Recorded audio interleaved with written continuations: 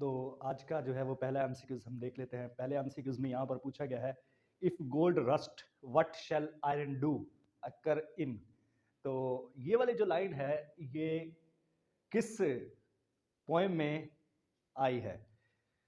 Hamlet ड्रामे में आई है, द कैंटरबरी टेल्स की है, मैकबेथ की है या उथैलो की है? तो ये वाली जो लाइन है, if gold rust what shall iron do, अगर सोने को जंग लग सकता है तो लोहा बेचारा क्या करेगा। तो ये वाली जो लाइन है ये कहाँ से आई है? तो असल में ये लाइन आई है द कैंटरबरी टेल्स से। कहाँ से आई है? कैंटरबरी टेल्स से आई है। और यहाँ पर हमारा जो बी ऑप्शन है ये बिल्कुल ठीक है, कैंटरबरी टेल्स से आई है। और आपने ये कमेंट बॉक्स में लिखना है कि जो चौसर है वो किस करेक्टर की स्टोरी सुना रहे होते हैं जिसमें ये लाइन वाक़या होती है। और मैं आपको हिंट दे देता हूँ, ये जो सारी की सारी टेल जो जिस करेक्टर की सुनाई जा रही है वो सारी की सारी प्रोज में है, ना कि पोएटिक में है, प्रोज में लिखी गई है। और कौन से हैं वो आप लोगों ने कमेंट बॉक्स में बताना है। नेक्स्ट आगे मूव करते हैं अगले एमसीक्यूज की तरफ, और अगले एमसीक्यूज में देखते हैं कि आपसे क्या पूछा जा रहा है। नेक्स्ट अगला एमसीक्यूज है, according to Bacon reading makes a full man, what writing makes man. Bacon के मुताबिक जो रीडिंग है ये इंसान को फुल बनाती है। राइटिंग क्या चीज इंसान को बनाती है? तो यहाँ पर अगर ऑप्शन की बात करें, प्योर है, कंप्लीट है, एग्जैक्ट है या परफेक्ट है, तो सही ऑप्शन की बात करें तो यहाँ पर एग्जैक्ट वाला हमारा जो ऑप्शन है ये बिल्कुल ठीक है। जो राइटिंग है ये एग्जैक्ट बनाती है। ये ऑफ स्टडी से लाइन ली गई है, फ्रांसिस बेकन की लाइन है। और आप जानते हैं कि फ्रांसिस बेकन को फादर ऑफ इंग्लिश एसेस भी बोला जाता है। फ्रांसिस बेकन को फादर ऑफ इंग्लिश एसेस बोला जाता है। ठीक हो गया। आप लोगों ने कमेंट बॉक्स में लिखना है कि फादर ऑफ एसेस किसे बोला जाता है, इंग्लिश एसेस नहीं, फादर ऑफ एसेस। ठीक है, आगे मूव कर लेते हैं अगले एमसीक्यूज की तरफ। In poem Paradise Lost how many times Milton invoke. Paradise Lost में जो मिल्टन है वो कितनी बार इन्वोक करते हैं? यानी भी इन्वोक मीन्स होता है कि हेल्प हासिल करना, हेवनली हेल्प हासिल करना। तो यहाँ पर 2 मरतबा है, 4 मरतबा है, 6 मरतबा है या 8 मरतबा है? तो याद रखिएगा कि मिल्टन जो है पैराडाइज लॉस्ट में ये 4 दफ़ा जो है वो इन्वोक करते हैं, 4 दफ़ा इन्वोक करते हैं। फर्स्ट बुक में इन्वोक करते हैं, फर्स्ट बुक में जो है वो इन्वोक करते हैं हेवनली म्यूज से, और सेकंड टाइम जो है वो इन्वोक करते हैं हेवनली लाइट से। और ये जो सेकंड टाइम है ये बुक 3 में इन्वोक करते हैं। किस बुक में? बुक 3 में। और फर्स्ट टाइम जो है ये बुक 1 में। ठीक हो गया, बुक 3 में सेकंड टाइम। और जो फोर्थ टाइम है, यानी सॉरी जो थर्ड टाइम है, ये इन्वोक करते हैं बुक 7 में। और ये गॉडिस्ट,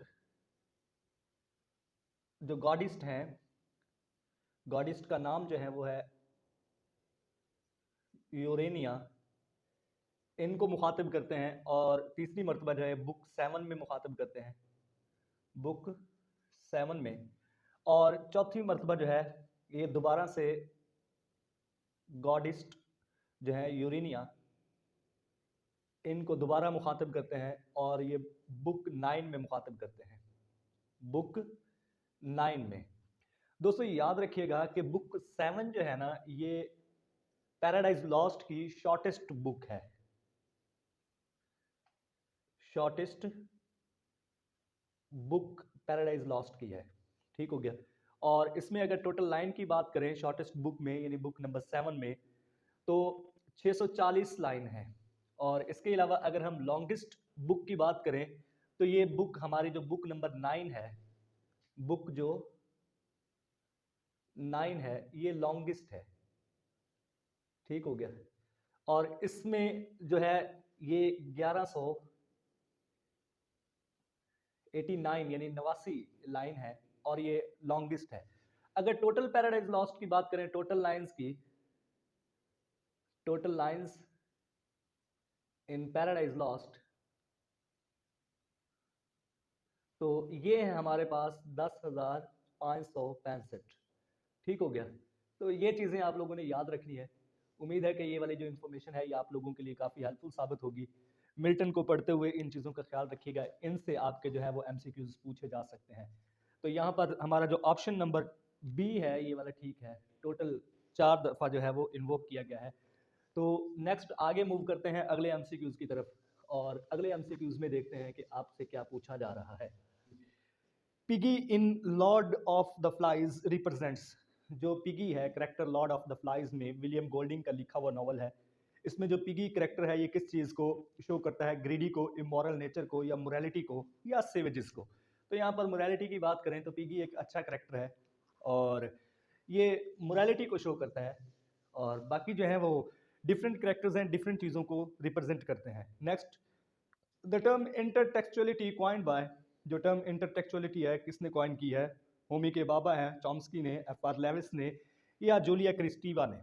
तो यहाँ पर अगर हम डी ऑप्शन की बात करें तो ये हमारा बिल्कुल ठीक है। जूलिया क्रिस्टीविया ने इंटरटेक्चुअलिटी टर्म्स को क्वाइन आउट किया है।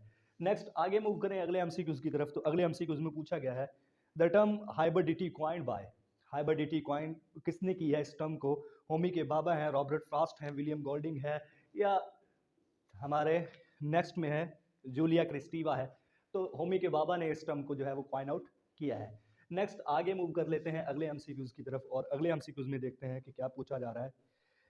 सब title of dreams children is, तो ड्रीम चिल्ड्रन जो चार्ल्स लैम्ब का लिखा हुआ जो है वो वर्क है, इसका सब टाइटल क्या है? मिलानकली है, अ रेवरी है, इमेजिनरी है, या इग्नोरेंस है?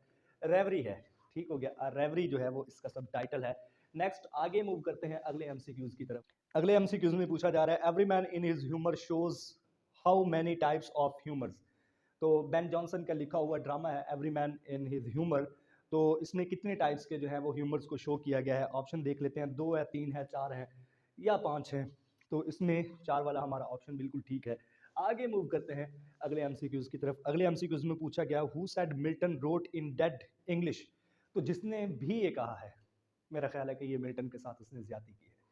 मिल्टन जैसा इतना बड़ा यार राइटर, उसकी लैंग्वेज को वो डेड बोल रहा है, तो सरासर ज्यादती है। क्रिटिक्स ठीक है, आप क्रिटिक करें, लेकिन आगे बंदे को भी देखे तो कितने बड़े बंदे के लिए कहा जा रहा है कि उसने डेड इंग्लिश यूज की है। जिसने भी कहा है, बाकी हर मामले में उस बंदे ने ठीक ही जो है वो चीज़ों को एनालाइज किया होगा, क्रिटिसाइज किया होगा। लेकिन मैं इस मामले में जो ये कहा है कि मिल्टन ने डेड लैंग्वेज यूज़ की है, it's better to reign in hell than serve in heaven, जैसे इतनी बड़ी लाइन हो, ठीक है, तो मेरा नहीं ख्याल कि यार इस बंदे ने इंसाफ किया है मिल्टन की लैंग्वेज को डेड कहकर। तो कहा किसने है? टीएस इलियट ने ऐसा कहा है। टीएस इलियट बाकियों के बारे में अच्छा बोलता रहा है, लेकिन यहाँ पर आकर मिल्टन के बारे में जो है वो बोला है, मुझे लगता है कि यार मिल्टन के साथ ज्यादती की है। इतना बड़ा पोइट जिसने एपिक पोएम पैराडाइज लॉस्ट लिख दी है, उसके लिए डेड लैंग्वेज का कहा है। Who said Wordsworth career as a trump of failure, किसने वर्ड्सवर्थ के कैरियर को as a trump of failure बोला है? तो यहाँ पर ऑप्शन की बात करें, टीएस इलियट है, आई रिचर्ड है, जॉनसन है, या केनेथ और जॉनस्टन है? तो यहाँ पर जॉनस्टन की बात करें तो ये हमारे बिल्कुल सही ऑप्शन में है। नेक्स्ट आगे मूव कर लेते हैं अगले एमसीक्यूज की तरफ। अगले एमसीक्यूज में ये पूछा जा रहा है who called Wordsworth as a high priest of nature. किस बंदे ने वर्ड्सवर्थ को हाई प्रीस्ट ऑफ नेचर कहा है? आई रिचर्ड है, टीएस इलियट है, कीट्स है, ये शैले है? टीएस इलियट ने वर्ड्सवर्थ के बारे में अच्छा ही बोला है, तो उसी ने कहा है। नेक्स्ट आगे मूव कर लेते हैं अगले एमसीक्यूज की तरफ। Ben Jonson said Marlowe mighty lines for which lines, किस लाइन के लिए बेन जॉनसन ने, एक तो ये आपका एमसीक्यूज क्लियर हो गया कि किस बंदे ने मार्लो की लाइंस को माइटी लाइंस बोला है? तो बेन जॉनसन ने बोला है। तो किस तरह की लाइंस थी? प्रोज में थी, सिंपल राइटिंग में थी, ब्लैंक वर्स में थी, या फ्री वर्स में थी? ब्लैंक वर्स के लिए बेन जॉनसन ने मार्लो की जो लाइंस हैं उनको माइटी लाइंस बोला है। नेक्स्ट आगे मूव करते हैं अगले एमसीक्यूज की तरफ। Which poet is known for the idea of negative capability? Wordsworth हैं, कीट्स हैं? कीट्स ही हैं, बाकी ऑप्शन के ऊपर जाना नहीं चाहिए। नेगेटिव कैपेबिलिटी के लिए जो है वो कीट्स को जाना जाता है। नेक्स्ट आगे मूव कर लेते हैं। अगले एमसीक्यूज में पूछा जा रहा है which play is considered the final complete play by Shakespeare. Shakespeare की जानब से किस प्ले को जो है वो फाइनल प्ले कंसीडर किया जाता है? तो यहाँ पर अगर हम बात करें, हैमलेट है, ओथेलो है, किंग लियर है, ये टेम्पेस्ट है? टेम्पेस्ट को जो है वो फाइनल प्ले कंसीडर किया जाता है, फाइनल कंप्लीट प्ले कंसिडर किया जाता है। और ये 4 आवर्स की कहानी है, ये भी बात दफ़ा पूछ लेता है। 4 आवर्स स्टोरी है, ठीक हो गया। इसी को कल्चरल प्ले भी बोला जाता है, कल्चरल ड्रामा या कल्चरल प्ले भी बोला जाता है टेम्पेस्ट को। तो ये वाले पॉइंट्स जो हैं ये आप लोगों ने याद रखने हैं। आगे मूव कर लेते हैं अगले एमसीक्यूज़ की तरफ, और अगले एमसीक्यूज़ में देखते हैं कि आपसे क्या पूछा जा रहा है। Each act of which play begins with a chorus. तो कौन सा प्ले है जिसका हर एक्ट जो है वो कोरस से शुरू होता है? हैमलेट है, उथेलो है, मैकबेथ है या हेनरी फाइव है? हेनरी फाइव एक ऐसा प्ले है जो कि हर उसका जो एक्ट है वो कोरस से शुरू होता है। नेक्स्ट आगे मूव कर लेते हैं अगले एमसीक्यूज की तरफ। अगले एमसीक्यूज में पूछा जा रहा है which critics called Samson Agonistes is the only successful Greek tragedy in English. तो कौन से ऐसे राइटर हैं जिन्होंने सैमसन एगोनिस्ट को जो है वो सिर्फ उसने कहा है कि सिर्फ एक ही ग्रीक ट्रेजेडी है जो इंग्लिश में लिखी गई है और कामयाब तरीन यानी सक्सेसफुल जो है वो ट्रेजेडी है। हमारे पास टी एस इलियट है, एफ आर लेविस है, डेविड डैचेस हैं या कॉलरिज है। तो यहाँ पर डेविड डैचेस की बात करें तो इन्होंने ये बात की है कि मिल्टन का लिखा हुआ जो सैमसन एगोनिस्ट है यही सिर्फ एक सक्सेसफुल ग्रीक ट्रेजेडी है इन इंग्लिश में। नेक्स्ट आगे मूव कर लेते हैं अगले एमसीक्यूज की तरफ। Who wrote the book Milton grand style. Milton grand style किस बंदे ने ये वर्क लिखा है? तो यहाँ पर अगर हम ऑप्शन की बात करें, ऑप्शन में हमारे पास आर्नल्ड है, क्रिस्टोफर विक्स है, या इसके अलावा जो है कीट्स है, या इसके अलावा कॉलरिज हैं। तो यहाँ पर जो है हमारे पास क्रिस्टोफर विक्स वाला ऑप्शन बिल्कुल ठीक है। आगे मूव कर लेते हैं अगले एमसीक्यूज की तरफ, और अगले एमसीक्यूज में पूछा जा रहा है आपसे who wrote the book Milton God. Milton God जो है किस बंदे ने बुक लिखी है? विलियम एम्शन है, आर्नल्ड है, क्रिस्टोफर विक्स है या टी एस इलियट है? विलियम्स एम्शन ने जो है मिल्टन्स गॉड बुक लिखी है। और इनका एक और भी फेमस वर्क है, वो भी आपने याद रखना है, 7 types of ambiguity. 7 types of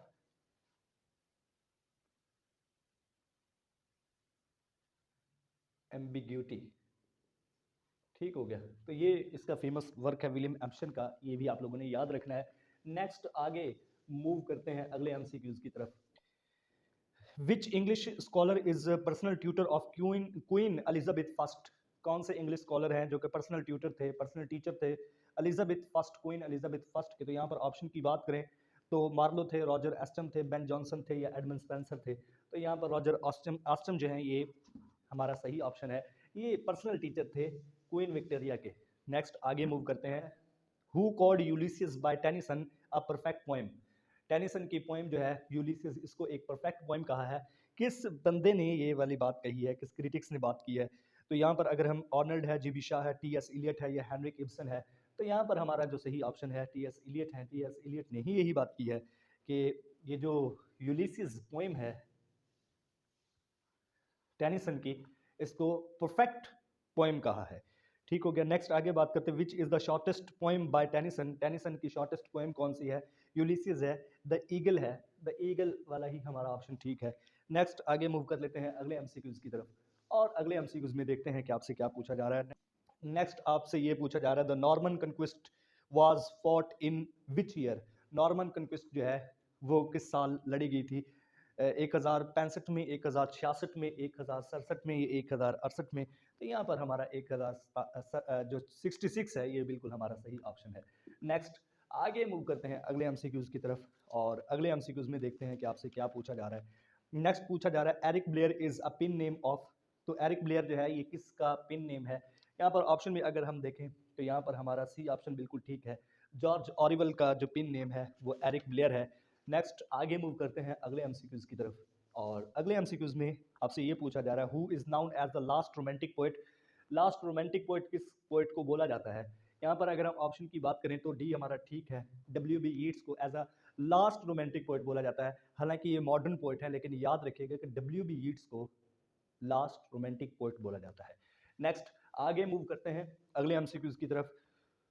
utopia is a work by Thomas More. एक तो आपका ये एमसीक्यू सवाल में ही क्लियर हो गया कि यूटोपिया जो है थॉमस मूर ने फर्स्ट टाइम लिखा था। Who translated utopia into English. तो ट्रांसलेट किसने किया था इंग्लिश में? मिल्टन है, शेक्सपियर है, राल्फ रॉबिन्सन है। राल्फ रॉबिन्सन ने ही इसको जो है वो ट्रांसलेट किया था। और इसके अलावा जो हमारे पास ऑप्शन में आ जाते हैं स्पेंसर। स्पेंसर ने नहीं किया था, राल्फ रॉबिन्सन ने ही इसको ट्रांसलेट किया था। अगले एमसीक्यूज में पूछा गया who wrote religious allegory Pilgrim Progress. जो रिजियस एलेग्री है, एक तो आपको ये भी पता चल गया कि पिलग्रिम प्रोग्रेस जो है ये किस जनरा से ताल्लुक रखती है, तो ये एक पिलग्रिम प्रोग्रेस जो है ये एक एलेग्रिकल वर्क है। लिखी किसने? चार्ल्स लैम्ब ने, मैरी लैम्ब्स ने, जॉन बनियान ने या बायरन ने। तो यहाँ पर जॉन बनियान वाला हमारा ऑप्शन जो है ये बिल्कुल ठीक है, इस वर्क को जॉन बनियान ने लिखा है। नेक्स्ट आगे मूव करते हैं अगले एमसीक्यूज की तरफ। Who translated Bible into English first time? First time Bible को किसने ट्रांसलेट किया था इंग्लिश में? चौसर थे, लैंगलॉर्ड थे, थॉमस मूर थे या जॉन वाइक्लिफ थे? तो यहाँ पर जॉन वाइक्लिफ वाला हमारा ऑप्शन बिल्कुल ठीक है। नेक्स्ट आगे मूव कर लेते हैं अगले एमसीक्यूज की तरफ, और अगले एमसीक्यूज में आपसे ये पूछा जा रहा है who called Spencer poets poets? Spencer को पोएट्स पोएट्स किसने बोला है? ऑप्शन में टी.एस. इलियट है, चार्ल्स लैम्ब है, आई.ए. रिचर्ड है या आर्नल्ड है? चार्ल्स लैम्ब ने ही जो है वो स्पेंसर को पोएट्स पोएट्स बोला है। नेक्स्ट आगे मूव कर लेते हैं अगले एमसीक्यूज की तरफ, और अगले एमसीक्यूज में आपसे पूछा जा रहा है which is the first English tragedy? तो कौन सी जो है वो फर्स्ट इंग्लिश ट्रेजेडी है? गार्बोडिक है, डॉक्टर फॉस्टस है, हेनरी एट है या हैमलेट है? तो यहाँ पर अगर हम फर्स्ट इंग्लिश ट्रेजेडी की बात करें तो गार्बोडिक है, और गार्बोडिक लिखी किसने है ये आप लोगों ने कमेंट बॉक्स में हमें बताना है। नेक्स्ट आगे मूव कर लेते हैं अगले एमसीक्यूज की तरफ। अगले एमसीक्यूज में आपसे ये पूछा जा रहा है, आगे पूछा जा रहा है Ralph Roister Doister is written by. Ralph Roister Doister किस बंदे ने लिखी है? शेक्सपियर ने लिखी है, बेन जॉनसन ने लिखी है या निकोलस उडाल ने लिखी है? निकोलस उडाल ने ही इसको लिखा है, और राल्फ रॉयस्टर ड्वेस्टर जो है इसको फर्स्ट इंग्लिश कॉमेडी माना जाता है, फर्स्ट इंग्लिश कॉमेडी कंसीडर किया जाता है। ठीक हो गया, आगे मूव कर लेते हैं अगले एमसीक्यूज की तरफ। Who is called the father of English pros? Father of English pros किसे कहा जाता है? जॉन बनियान है, इसके अलावा जॉनसन है, विलियम टेंडेन है या इजरा पाउंड है? तो यहाँ पर हमारा सी ऑप्शन ठीक है, विलियम टेंडेन जो है इनको फादर ऑफ इंग्लिश प्रोज बोला जाता है। ठीक हो गया, नेक्स्ट आगे मूव करते हैं अगले एमसीक्यूज की तरफ। अगले एमसीक्यूज में पूछा गया received pronunciation term is coined bye. तो रिसीव्ड प्रोनाउंसिएशन जो टर्म है इसको किस बंदे ने क्वाइन किया है? ये लिंग्विस्टिक के क्वेश्चन है। चॉम्स्की हैं, जॉर्ज यूल हैं, जैकबसन है या एजे एलिस है? तो यहाँ पर एजे एलिस वाला हमारा ऑप्शन ठीक है, इसने रिसीव्ड प्रोनाउंसिएशन को, इस टर्म को क्वाइन आउट किया है। नेक्स्ट आगे मूव करते हैं अगले एमसीक्यूज की तरफ। अगले एमसीक्यूज में आपसे ये पूछा जा रहा है IPA primary based on dash script. IPA international phonetics alphabet, international phonetics alphabets. तो ये जो है ये इसका IPA का जो हमारे पास IPA है इसके जो ऑब्रिवेशन है ये वाला है। तो ये इसके बारे में पूछा जा रहा है किस स्क्रिप्ट के ऊपर ये बेस करता है? ग्रीक है, रोमन है, लैटिन है या इटालियन है? तो यहाँ पर हमारा सी ऑप्शन ठीक है, लैटिन के ऊपर जो है ये, लैटिन के ऊपर जो है ये बेस करता है। तो जिस वजह से मैं जल्दी जल्दी पढ़ा रहा था वही वजह बनी है कि लाइट चली गई है। तो नेक्स्ट हमारे एमसीक्यूज रह भी 2 ही गए थे या 3 गए थे। उम्मीद है कि ये वाली वीडियो आप लोगों को अच्छी लगी होगी। अपने दोस्त इसाक अब्बासी को इजाज़त दीजिएगा। लाइट इधर आ जा रही है, मसला बना हुआ है, कुछ नज़र भी नहीं आ रहा होगा। तो अल्लाह हाफिज़, अल्लाह नेगेबान।